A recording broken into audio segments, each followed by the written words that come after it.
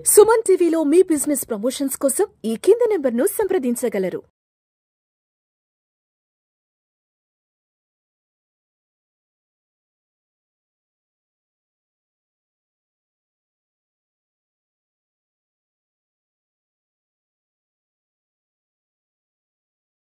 Welcome to Vishnu talks. నేను మీ విష్ణు. ప్రస్తుతం నాతో పాటు certified financial planner Tumma Balaraj గారు ఉన్నారు. వారితో మాట్లాడదాం. సార్, తుమ్మా బాలరాజ్ గారు, నమస్తే సార్. నమస్తే అండి. Sir, welcome to Vishnu talks. Thank you అండి. సో బాలరాజ్ గారు, చాలా సంతోషంగా ఉంది నాకు ఇవాళ. ఎందుకంటే కొన్ని సంవత్సరాలుగా ఈనాడు సిరీలో ఫైనాన్షియల్ ఎడ్యుకేషన్కి సంబంధించిన మీ ఆర్టికల్స్ అన్నీ చదువుతున్నాను. నేను మాత్రమే కాదు, కొన్ని కోట్లాది మంది ప్రపంచంలో ఉండే ప్రతి ఒక్క తెలుగువారు కూడా ఈనాడు సిరీలో వచ్చే మీ ఆర్టికల్స్ అన్నీ చదువుతూ ఎంతోమంది ఫైనాన్షియల్ ఎడ్యుకేషన్ని సంపాదించుకున్నారు. ఫైనాన్షియల్ మేనేజ్మెంట్ ఎలా చేసుకోవాలి, ఫైనాన్షియల్ ప్లానింగ్ అంటే ఏంటి, అసలు వెల్త్ మేనేజ్మెంట్ అంటే ఏంటి, ఒక ఫైనాన్షియల్ అడ్వైజర్ యొక్క నీడ్ ఏంటనేది ఆల్మోస్ట్ గత 15-16 సంవత్సరాల నుంచి మీరు రాసే ఆర్టికల్స్ ద్వారా ప్రతి శుక్రవారం ఈనాడు సిరీలో మీ ఆర్టికల్స్ వస్తుంటాయి. చెప్పాలి అంటే ఈ మీడియాలోకి వచ్చాక నేను కూడా ఎంతోమంది ఫైనాన్షియల్ అడ్వైజర్స్ని రెగ్యులర్గా ఇంటర్వ్యూలు చేస్తూ ఉంటాను. సో ఏం చెప్పాలి అంటే మీరు రాసిన ప్రతి ఆర్టికల్లో నేను కొంత ప్రిపేర్ అవుతాను. నేను కూడా చాలా ఫైనాన్షియల్ ఎడ్యుకేషన్ని మీ ఆర్టికల్స్లో నుంచి చదివి నేర్చుకున్నాను. చాలా టాపిక్స్ని నేను రెఫరెన్స్గా తీసుకున్నాను మీ ఆర్టికల్స్ నుంచి. అండ్ అంటే ఇప్పటి వరకు ప్రతి ఒక్కరూ కూడా తుమ్మా బాలరాజ్ గారి ఆర్టికల్స్ మాత్రమే చదువుతూ వచ్చారు. బట్ ఇవాల్టి నుంచి ఈ విష్ణు టాక్ షో ద్వారా తుమ్మా బాలరాజ్ గారిని ప్రతి ఒక్కరూ చూడబోతున్నారు, ప్రత్యక్షంగా అందరూ కూడా వీక్షించబోతున్నారు. Sir, thank you so much. నా ఆహ్వానాన్ని మన్నించి ఇవాళ ఈ విష్ణు టాక్ షోకి వచ్చినందుకు నిజంగా నేను మీకు ధన్యవాదాలు తెలియజేసుకుంటున్నాను సార్. చాలా సంతోషం అండి. నేను కూడా I'm looking forward for this. So financial planning is my passion and in what ever way I can help everybody, I will do my best in that aspect. Right. So అయితే ఒక్కసారి అసలు మీరు financial ప్లానింగ్కి సంబంధించిన articles రాస్తున్నారు కాబట్టి ఇప్పటి వరకు అందరం చదివాము. బట్ ఇవాళ మీ మాటల ద్వారా అది అందరికీ వినిపించబోతున్నాను, మిమ్మల్ని అందరికీ చూపించబోతున్నాను. ఒక్కసారి మనం ఫైనాన్షియల్ ప్లానింగ్ గురించి మాట్లాడుకుంటే ఏంటి అసలు ఈ ఫైనాన్షియల్ ప్లానింగ్ అంటే? ప్రతి ఒక్కరూ కూడా ఫైనాన్షియల్ ప్లానింగ్ అనేది ఎందుకు చేసుకోవాలి, ఎలా చేసుకోవాలి, దాని యొక్క విశిష్టత ఏంటి, అసలు దాని యొక్క ఇంపార్టెన్స్ ఏంటి? ఫైనాన్షియల్ ప్లానింగ్ అంటే మనం కష్టపడి సంపాదించిన డబ్బుని జాగ్రత్తగా ఇన్వెస్ట్మెంట్ చేసుకొని మన లక్ష్యాలు ఏమైతే ఉంటాయో, మన గోల్స్ ఏమైతే ఉంటాయో వాటిని తీర్చుకోవడాన్ని మనం ఫైనాన్షియల్ ప్లానింగ్ అంటాం. సో ఫైనాన్షియల్ ప్లానింగ్ చేసుకోవడం ద్వారా మనకు ఫైనాన్షియల్ వెల్బీయింగ్ జరుగుతుంది, మన గోల్స్ అన్నీ కూడా ప్రాపర్గా అచీవ్ చేసుకోవడానికి వీలవుతుంది. జనరల్గా ప్రతి ఒక్క మనిషికి లక్ష్యాలు ఉంటాయి, అవసరాలు ఉంటాయి. ఇవి రెండు బ్రాడ్ కేటగిరీస్గా మనము పరిగణనలోకి తీసుకోవచ్చు. ఒకటి ప్రెడిక్టబుల్ ఈవెంట్స్. ప్రెడిక్టబుల్ ఈవెంట్స్ అంటే పిల్లల యొక్క చదువులు, వాళ్ళ మ్యారేజ్, మరియు రిటైర్మెంట్ ప్లానింగ్, మరియు కారు కొనుక్కోవడం కావచ్చు, ఇల్లు కొనుక్కోవడం కావచ్చు, ఇవన్నీ కూడా ప్రెడిక్టబుల్ ఈవెంట్స్. అన్ప్రెడిక్టబుల్ ఈవెంట్స్ అంటే long term illness, critical illness, disability కావచ్చు, death of the breadwinner of the family before children get settled. So ఇవన్నీ కూడా అన్ప్రెడిక్టబుల్ ఈవెంట్స్ అనమాట. So predictable events and unpredictable events గురించి ప్రాపర్గా plan చేసుకోవడానికి మనం financial planning అంటాం. అయితే అసలు ఈ ఫైనాన్షియల్ ప్లానింగ్లో ఎన్ని స్టేజెస్ ఉన్నాయి, ఏ స్టేజెస్ని మనం ఎలా రీచ్ అవ్వాలి అంటారు, ఏ స్టేజ్ని ఎలా ప్లాన్ చేసుకోవాలి అంటారు? అసలు ఒక బిల్డింగ్ స్ట్రాంగ్గా ఉండాలంటే మనకి ఏది స్ట్రాంగ్గా ఉండాలండి? ఆబ్వియస్లీ దాని యొక్క basement, foundation, pillars. Exactly. So మనకు ఫౌండేషన్ స్ట్రాంగ్గా ఉండాలి. మన ఫైనాన్షియల్ ఫ్యూచర్ కూడా స్ట్రాంగ్గా ఉండాలి అంటే మన ఫైనాన్షియల్ ఫౌండేషన్ స్ట్రాంగ్గా ఉండాలి. సో ఫస్ట్ స్టేజ్లో 3 స్టేజెస్ ఉంటాయి. ఫస్ట్ స్టేజ్లో foundation part is very important. So foundation పార్ట్లో primary importance is given to life insurance. Life insurance ఎందుకు అవసరం మనకు?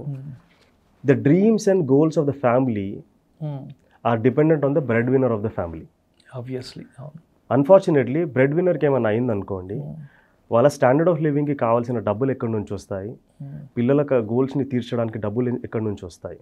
అందుగురించే అడెక్వేట్ లైఫ్ ఇన్సూరెన్స్ అనేది చాలా అవసరం అనమాట. సో లైఫ్ ఇన్సూరెన్స్ మనం ఎంత తీసుకోవాలి? సో చాలామంది ఏం చేస్తూ ఉంటారంటే లైఫ్ ఇన్సూరెన్స్ అంటే ఇన్వెస్ట్మెంట్ రిలేటెడ్ ప్రోడక్ట్స్ తీసుకుంటూ ఉంటారనమాట. అలా కాకుండా జనరల్గా వేరియస్ మెథడాలజీస్ ఉంటాయి లైఫ్ ఇన్సూరెన్స్లో. హ్యూమన్ లైఫ్ వాల్యూ మెథడ్ అని, నీడ్ అనాలిసిస్ మెథడ్ అని, ఇన్కమ్ రీప్లేస్మెంట్ మెథడ్ అని, ఇవన్నీ కూడా టెక్నికల్గా క్యాలిక్యులేట్ చేయాల్సిన అవసరం ఉంటుంది. సో ఇవన్నీ చేయడం అందరికీ సాధ్యం కాదు. సో ఈ సాధ్యం కాని పక్షంలో మనం ఏం చేయొచ్చు అంటే మన యాన్యువల్ ఇన్కమ్ ఏమైతే ఉంటుందో 10 to 12 times మనం లైఫ్ ఇన్సూరెన్స్ కవర్ తీసుకోవాలి. సో ఇది కూడా మనము టర్మ్ ఇన్సూరెన్స్ ద్వారానే తీసుకోవాలి. ఇన్వెస్ట్మెంట్ రిలేటెడ్ ఇన్సూరెన్స్ కాదు, టర్మ్ ఇన్సూరెన్స్ ద్వారా తీసుకోవాలి. టర్మ్ ఇన్సూరెన్స్ అంటే ఏంటి?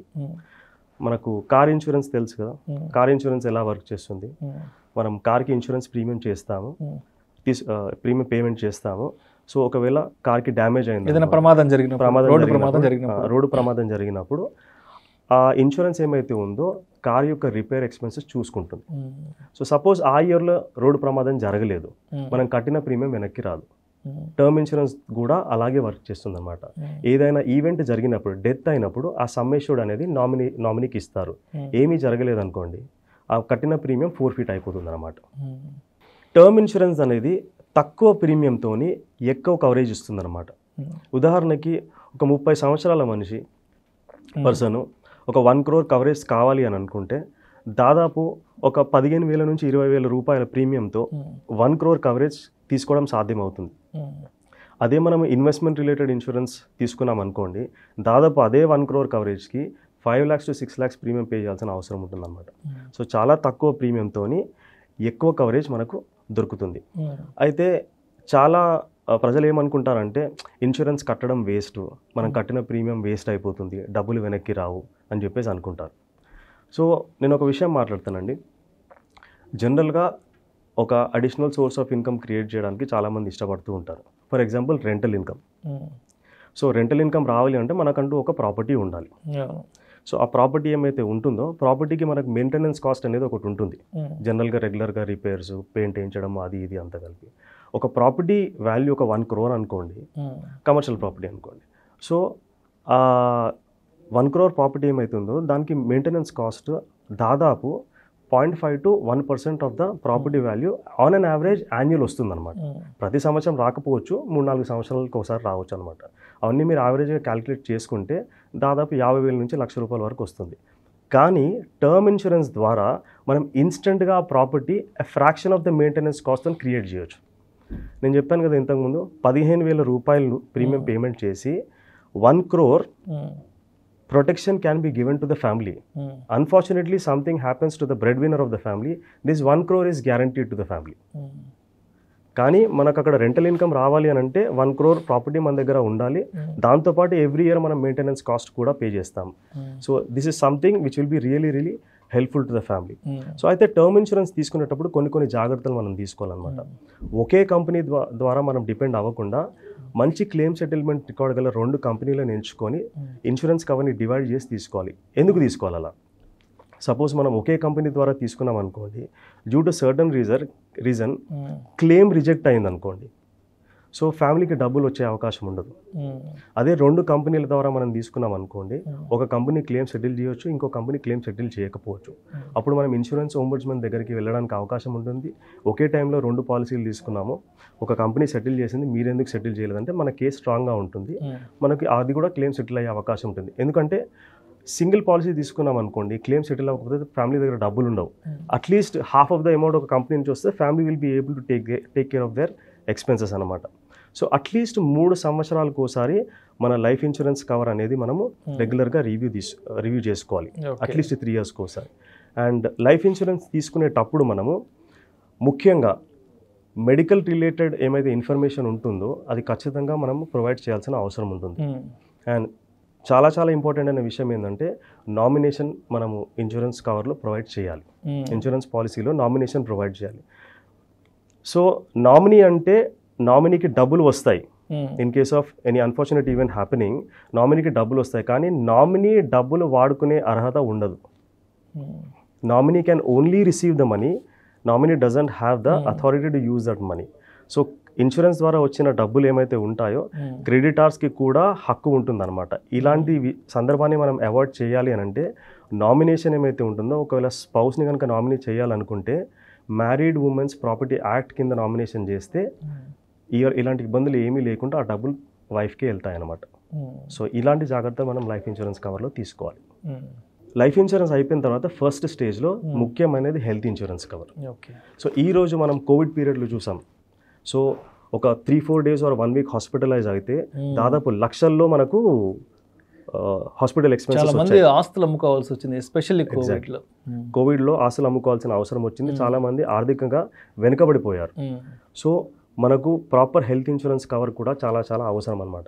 సో చాలామంది కార్పొరేట్ ఎంప్లాయీస్ ఏమైతే ఉంటారో మాకు గ్రూప్ హెల్త్ ఇన్సూరెన్స్ ఉంది కదా, మేము సపరేట్గా హెల్త్ ఇన్సూరెన్స్ కవర్ ఎందుకు తీసుకోవాలని అంటారు. గ్రూప్ హెల్త్ ఇన్సూరెన్స్ ఎప్పటి వరకు వర్క్ చేస్తుంది? ఆ కంపెనీలో మనం పనిచేసే రోజు వరకు మాత్రమే పనిచేస్తుంది. ఎగ్జాక్ట్లీ. ఒక్కసారి లెఫ్ట్ అయ్యి వచ్చామంటే సో ఆ కవరేజ్ ఉండదు మనకు.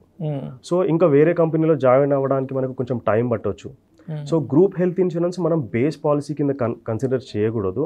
అది మనం ఒక బోనస్ లాగా కన్సిడర్ చేయాలి. ఎప్పుడు కూడా మనకు సపరేట్గా హెల్త్ ఇన్సూరెన్స్ కవర్, ఫ్యామిలీ ఉంటే ఫ్యామిలీ ఫ్లోటర్ తీసుకుంటే మంచిది. హెల్త్ మంచిగా ఉన్నప్పుడే హెల్త్ ఇన్సూరెన్స్ తీసుకోవాలి. హెల్త్ పాడైన తర్వాత మనం హెల్త్ ఇన్సూరెన్స్ కావాలి అని అంటే కంపెనీస్ ఇవ్వడానికి అవకాశం ఉండదు. చాలా మంది నాకు కాల్ చేస్తుంటారు, ఫ్రెండ్స్, తెలిసిన వాళ్ళు ఊరు నుంచి. విష్ణు, మా డాడీకి యాక్సిడెంట్ అయింది, నాకు ఒక ఇన్సూరెన్స్ కావాలి, నాకెవరన్నా ఒక మంచి ఇన్సూరెన్స్ ఏజెంట్ని పర్సన్ అటాచ్ చేయమంట అడుగుతుంటారు. అంటే అందరూ అన్ని విషయాలు తెలుసుకుంటారు కానీ ఒక ఇన్సూరెన్స్ విషయానికి వచ్చేటప్పటికి ఏది తెలుసుకోరు. ఇన్సూరెన్స్ అనేది అన్నీ బాగున్నప్పుడు మాత్రమే తీసుకోవాలి, అన్నీ బాగున్నప్పుడు మాత్రమే ఆ కంపెనీ మనకి ఇన్సూరెన్స్ ఇస్తుంది. చాలామంది మదరో ఫాదరో ఏదైనా అన్సర్టనిటీ ఏర్పడి హాస్పిటల్లో బెడ్ మీద ఉన్నప్పుడు కాల్ చేస్తారు, సార్ మాకు ఒక 1 కోటి రూపాయలు హెల్త్ ఇన్సూరెన్స్ కావాలి, ఒక 50 లక్షలు కావాలని. అంటే నిజంగా అంటే అటువంటి వాళ్ళకి ఏం చెప్పాలో అర్థం కాదు అసలు. అంటే ఎందుకు అంత చిన్న విషయం పట్ల కూడా అవగాహన తెచ్చుకోలేకపోతున్నారు అర్థం కాదు సార్ అది. ఎందుకంటే ఈ డిజాస్టర్ అనేది, ఈ రిస్క్ అనేది వేరే వాళ్ళకు జరుగుతుంది, మనకు జరగదనే ఒక భావన, ఆలోచన మన దాకా వస్తే కానీ మనకు తెలియదు అనమాట. అందుగురించే హెల్త్ మంచిగా ఉన్నప్పుడు హెల్త్ ఇన్సూరెన్స్ తీసుకోవాలి, యంగ్గా ఉన్నప్పుడు మనం లైఫ్ ఇన్సూరెన్స్ తీసుకోవాలి. సో ఎంత హెల్త్ ఇన్సూరెన్స్ తీసుకోవాలి, ఎంత అయితే అడిక్వేట్ అసలు.